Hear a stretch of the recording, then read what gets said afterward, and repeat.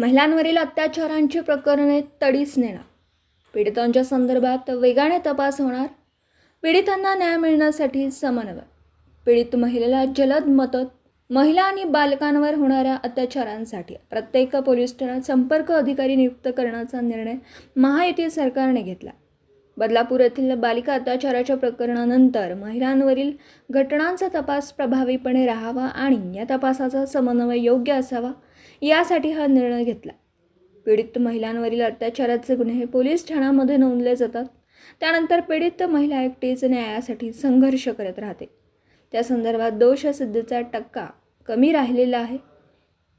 ही वस्तुस्थिती बदलण्याचा निर्धार महायुती सरकारने घेतला.